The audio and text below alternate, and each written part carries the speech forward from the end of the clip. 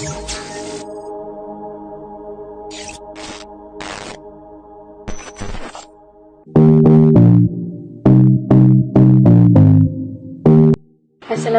warahmatullahi wabarakatuh.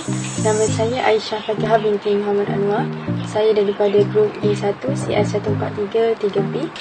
Nombor matrik saya 2020818462. Hai and Assalamualaikum. Nama saya Nurul Syafiqah binti Rosli daripada kumpulan D1 CR143 3B dan nombor matrik saya adalah 2020826706. Assalamualaikum warahmatullahi wabarakatuh. Nama saya Nur Farahana binti Muhammad Rafi'i dari CL1433B, nombor matrik 2020818108. Pengenalan puasa. Pengertian puasa.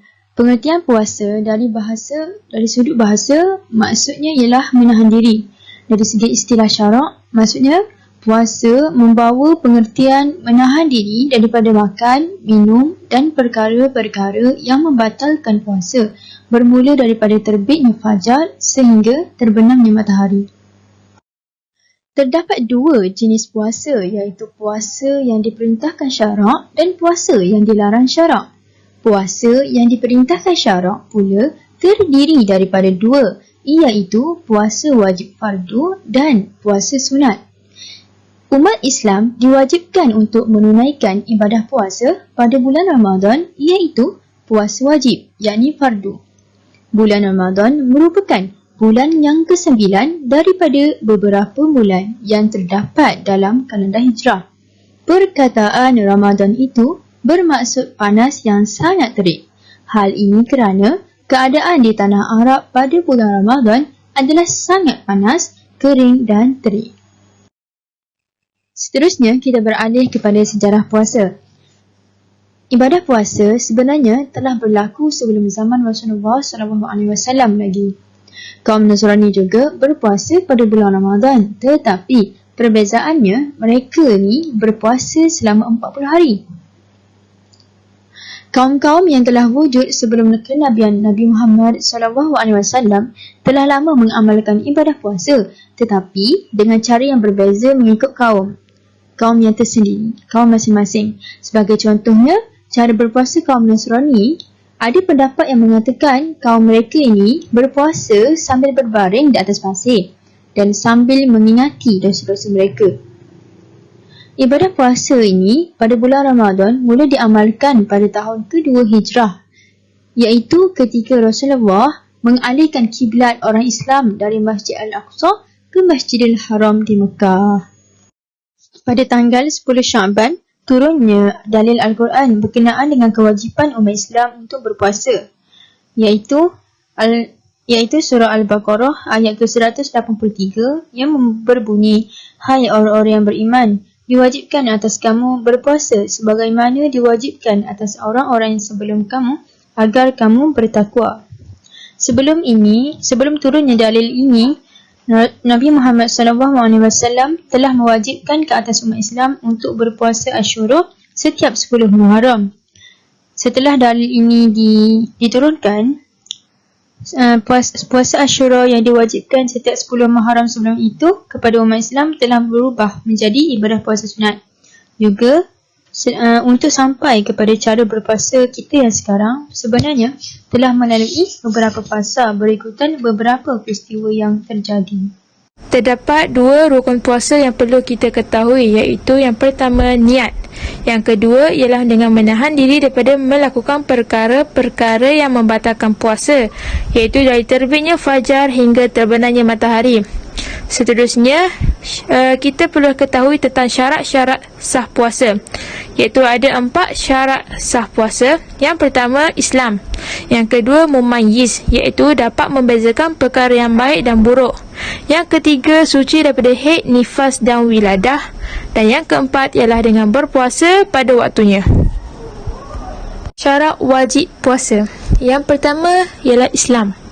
Ibadah puasa hanya disyariatkan bagi umat Islam sahaja.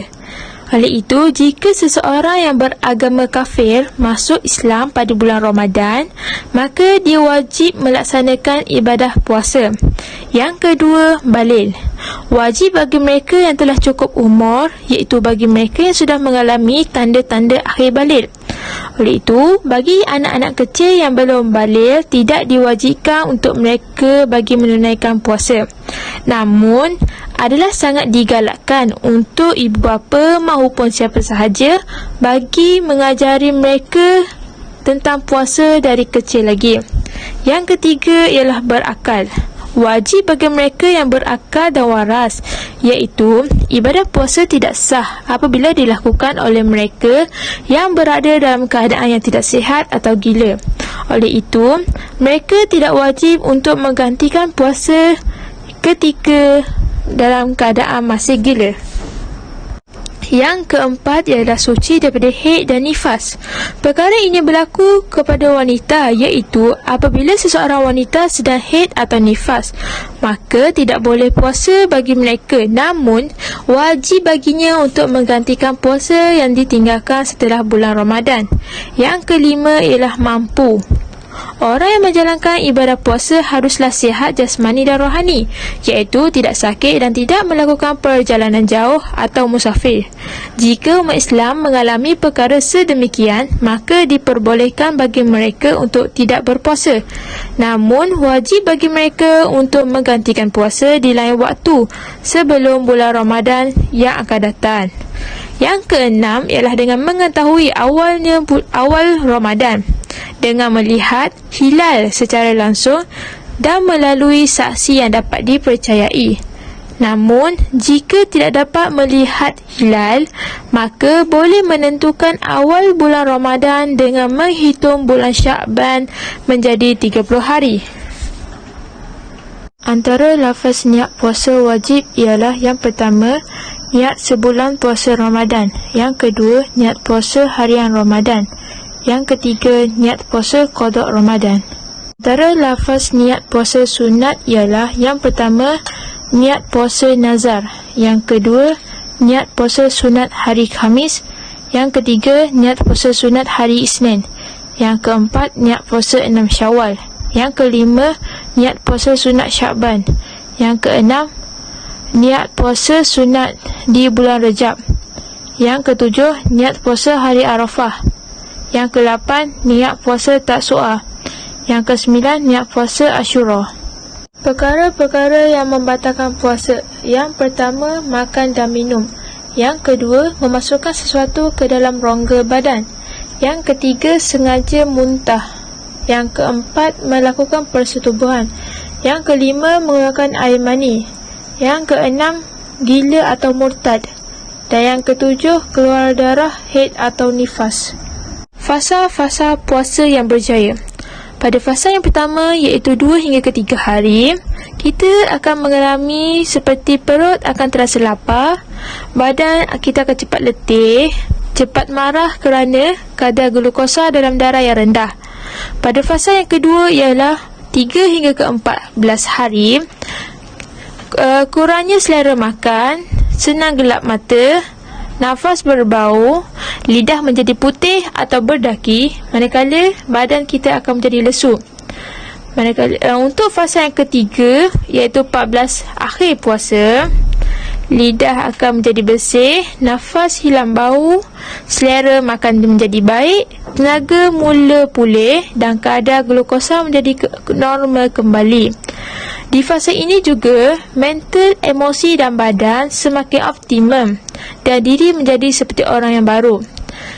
Keadaan puasa begini hanya dicapai oleh mereka yang benar-benar mengawal makan dan minum supaya proses asidosis dan ketosis di dalam badan berjalan lancar. Terdapat 2 golongan yang dibolehkan tidak berpuasa. Yang pertama, dikecualikan tapi wajib ganti semula apabila tiada halangan, iaitu yang pertama, orang yang sakit yang mempunyai harapan untuk sembuh. Yang kedua ialah musafir.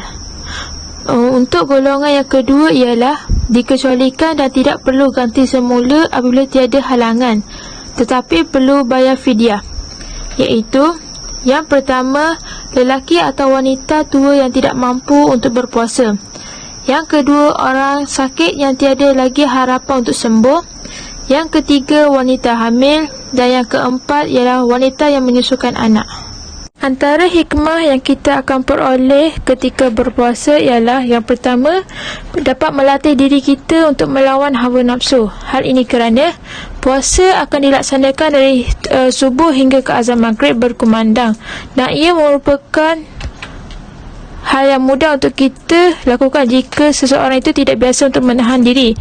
Larangan saat berpuasa seperti makan dan berhubungan suami isteri tentu mengajar agar manusia dapat mengawal emosi dan dorongan hawa nafsunya. Tentu sahaja bukan untuk dihilangkan, namun dapat dikawal dengan baik agar dapat mencapai tujuan hidup menurut Islam dan tujuan penciptaan manusia.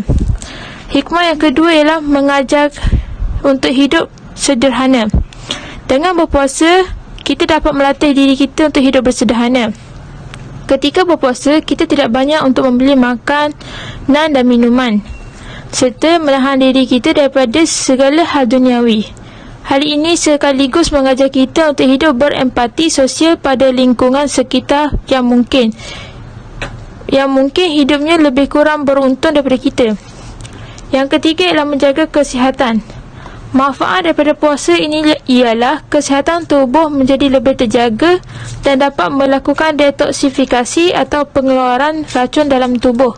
Hal ini tentu saja dapat membuat tubuh kita menjadi lebih sihat.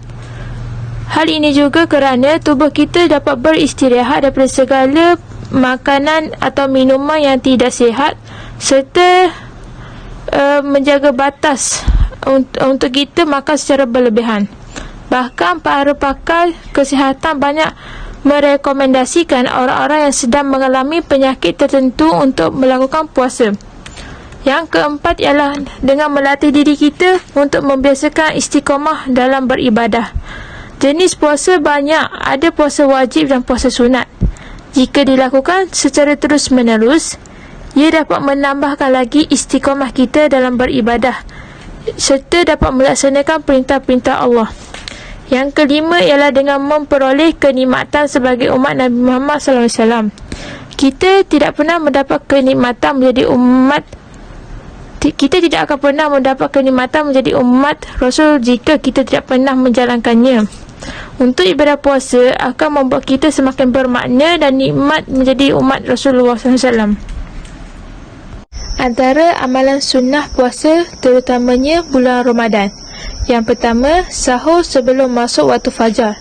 Sahur ini merupakan satu amalan yang sangat dituntut oleh sunnah bagi mereka yang ingin berpuasa. Seseorang Muslim dituntut untuk berusaha bangun sahur walaupun hanya minum seteguk air, kerana keberkatan yang ada pada sahur ini sangatlah besar. Dan sahur ini juga dianjurkan untuk dilewatkan sehingga ke penghujung waktu sahur sebelum masuknya waktu fajar. Yang kedua ialah berpuasa dengan penuh keimanan dan pengharapan pahala, kerana bagi mereka yang berpuasa dengan penuh keimanan dan pengharapan pahala akan diampunkan dosanya yang lalu. Dan di dalam syurga terdapat sebuah pintu yang bernama Al-Rayyan yang dikhususkan bagi mereka yang berpuasa untuk memasuki syurga melaluinya pada hari kiamat kelak. Yang ketiga, mempertingkatkan amalan kebajikan dengan memperbanyakkan bacaan Al-Quran di siang dan malam hari bulan Ramadan, sama ada dengan secara bersendirian maupun secara bertadarus beramai-ramai. Seterusnya, boleh menyediakan makanan untuk orang yang berbuka puasa serta melakukan umrah di bulan Ramadan kerana pahalanya seperti melaksanakan haji. Yang keempat, memperbanyakkan doa ketika berpuasa. 3 doa yang mustajab tanpa syak, antaranya doa orang yang berpuasa. Yang kelima, menyegerakan berbuka puasa apabila masuknya waktu. Seorang manusia yang akan sentiasa berada dalam kebaikan selagi mana mereka menyegerakan berbuka puasa. Yang keenam, mulakan berbuka puasa dengan rutop iaitu kurma muda. Jika tiada, maka dengan tamar iaitu kurma tua. Dan jika tiada juga, mulakan dengan minum air. Setelah menjadi kebiasaan Rasulullah SAW untuk memulakan berbuka puasa dengan rutop. Jika tak ada rutop, dengan tamar ataupun dengan minum seteguk air. Yang ketujuh, dengan membaca doa berbuka puasa. Kita boleh membaca doa, apapun jenis doa yang membawa masuk berbuka puasa. Namun, doa berbuka puasa yang warid daripada Rasulullah SAW. Yang ke-8, mempertingkatkan ibadah pada 10 malam terakhir bulan Ramadan. Pada 10 malam terakhir Ramadan dijangkakan berlakunya satu malam yang cukup istimewa dan lebih baik daripada 1000 bulan, iaitu malam Lailatul Qadar. Terdapat banyak keberkatan dan rahmat daripada Allah SWT bagi siapa yang berjaya untuk menghidupkan malam tersebut. Telah menjadi kebiasaan Rasulullah SAW, apabila masuk sahaja 10 hari terakhir Ramadan, baginda akan bersungguh-sungguh untuk menghidupkan malamnya. Yang ke-9 ialah beriktikaf di masjid. Melakukan iktikaf ini ialah dengan duduk dalam masjid dengan niat untuk bermunajat kepada Allah SWT. Mereka yang kekal berada dalam keadaan berwuduk dan di tempat solatnya, maka berpeluang mendapat keberkatan doa daripada para malaikat. Dan yang ke-10 ialah dengan mengeluarkan zakat fitrah. Zakat fitrah ini merupakan satu fardu kepada semua orang Islam dan wajib ditunaikan pada bulan Ramadan. Zakat fitrah boleh dibayar pada bila-bila masa sepanjang bulan Ramadan ataupun sebelum menunaikan solat sunnah Aidilfitri. Terdapat kesan positif dan kebaikan puasa dari pelbagai sudut. Antaranya, yang pertama, spiritual, melalui ibadah seperti solat dan zikir. Yang kedua, peningkatan ilmu melalui kajian Al-Quran. Yang ketiga, kesihatan mental melalui takafur reda serta pengeluaran hormon endorfin yang mendamaikan. Yang keempat, kesihatan fizikal melalui metabolisme badan yang terkawal. Yang keenam, pembinaan akhlak dan jati diri melalui latihan kesabaran, pengawal panca indera serta ketabahan, memikul tanggungjawab. Yang ketujuh, amalan dan integriti melalui keikhlasan dan istiqamah. Walaupun andai kata kita berbuka puasa, tidak ada sesiapa pun yang mungkin mengetahuinya. Yang ke-8, mementingkan keutamaan melalui fokus mengejar janji Allah berkaitan Lailatul Qadar. Yang ke-9, mementingkan kualiti melalui kesedaran bahawa ibadah puasa perlu dihalusi kerana ia bukan sekadar meninggalkan makan minum. Seterusnya, yang ke-10, pengurusan masa melalui sistem waktu solat dan puasa yang perlu dijaga. Yang ke-11, keharmonian keluarga melalui konsep kebersamaan ketika bersahur, berbuka puasa dan bersolat. Yang ke-12, maslahat kemasyarakatan melalui zakat fitrah serta solat berjemaah. Yang ke-12, productivity melalui peningkatan fokus dan konsentrasi. Konklusinya, puasa ialah kuasa. Kesemua ini akan terhasil jika puasa dilakukan secara betul dengan memelihara segala adabnya. Jika tidak, hanya akan mendapat lapar dan dahaga semata-mata. Nabi bersabda, beberapa orang ramai yang berpuasa yang tidak mendapat sesuatu apapun daripada puasanya kecuali lapar dan dahaga. Riwayat Ibnu Majah. Kesan puasa dari segi saintifik. Yang pertama, menyembuhkan penyakit.